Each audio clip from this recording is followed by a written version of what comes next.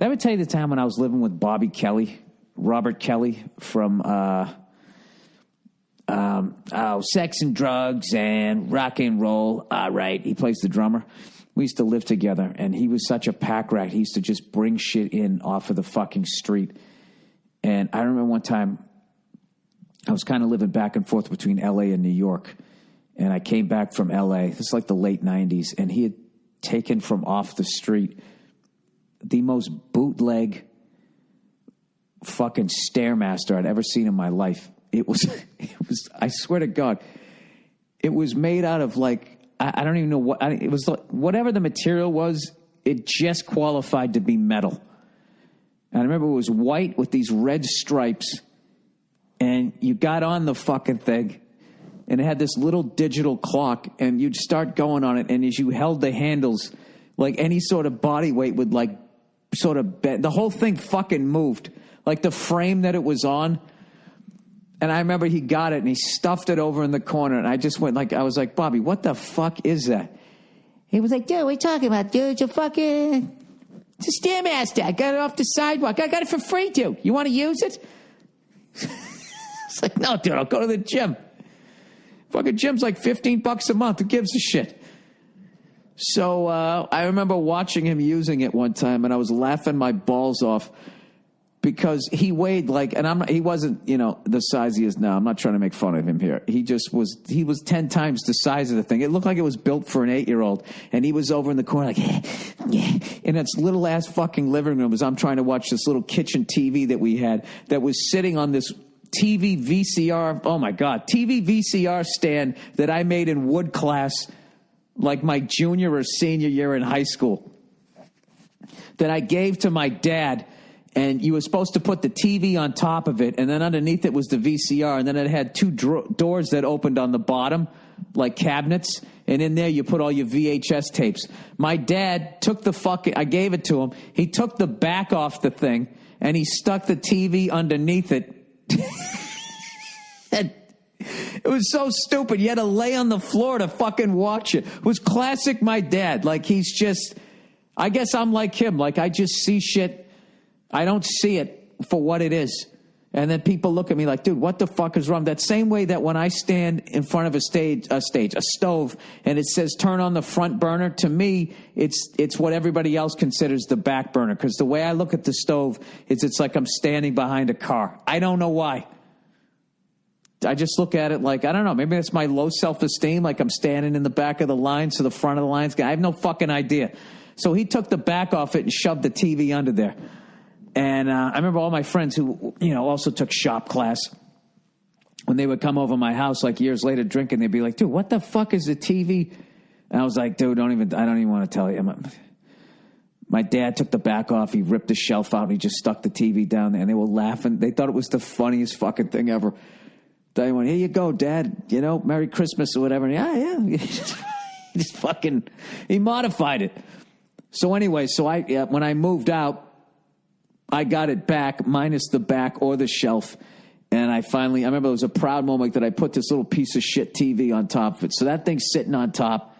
We got a VCR underneath it, and then a bunch of fucking tapes and shit, like Waterboy and all that stuff that was coming out in the late 90s. And we had all these Adam Sandler movies and all this shit that was in there. So I'm sitting down. Oh my God, spring back. I had a fucking couch and a lazy boy but it didn't recline. That was from my dad's dental office from the early 70s. So it had this horrific floral pattern, and it was made out of this wood that weighed like 9 million. It took like 10 guys to pick up the fucking sofa. And of course it was busted. So I'm sitting there, right? And I'm in the fucking lazy boy that doesn't recline. And Bobby's over in the corner on this fucking hunk of shit Stairmaster. I'm trying to watch TV, and he's over in the corner going, yeah, fucking sweating and shit. And I'm laughing my balls off. He's going, fuck you, dude. Stop making me laugh, dude. Right? He's trying to go on this thing. And,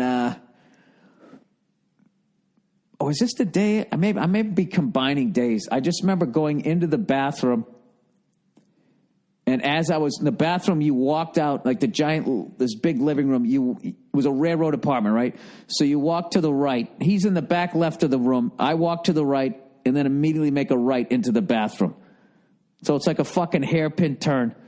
So I go in, take a piss, and as I come walking out, Bobby had picked up a racquetball and threw it as hard as he could to hit the wall. It ricocheted. It was a perfect shot. Ricochet. He couldn't even see me. Ricocheted off the wall, came right in and hit me right in the mouth and like split my lip a little, made my lip bleed.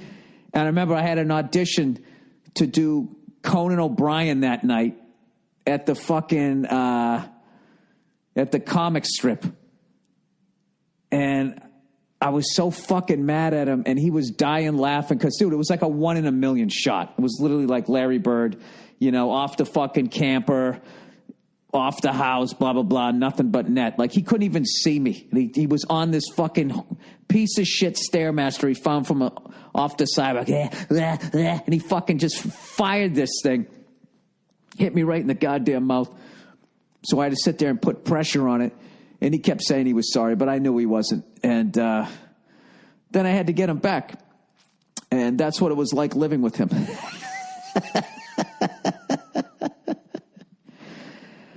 Oh, fuck, man. I don't know how I came up with that. That was a long ass time ago. I moved into that place in 1995, and I moved out, I want to say, in 2000. This fucking railroad apartment, and I had a walk-through bedroom and this little single bed mattress fucking thing, just sitting on a frame. And I remember my roommate, this Nigerian dude who was into the Rangers, played hockey and all that shit. He had to walk through my bedroom to get either to his bedroom or to go into basic railroad apartment means it's just side by side. So it went his bedroom, and then my little half a bedroom, and then the living room. Then there was a little hallway with the bathroom, and then the kitchen. And it was all just lined right up like people standing in line for some coffee or some shit. So he had to walk through my bedroom. So obviously there was a tremendous lack of fucking privacy. And I remember living there. And then when I started living in L.A., I subletted it out to Bobby, and then the roommate was cool to let me come back when I was in New York to crash there for like a week or so. We were all young guys. We didn't give a fuck, right? So it was fine. And I remember after a while, a couple of years of being there, I remember Bobby telling me, going like, dude, we were talking about getting an apartment. Like, dude, we should just get an apartment. I can't fucking do this anymore. I can't live like this anymore. We were living like animals. And I remember Bobby just going, dude, I just want a door. I just want a door to a room that's mine that I can close. And I remember just sitting like, oh my God, that'd be unbelievable. Like that was the big fantasy back then. To just have a fucking door that you could close.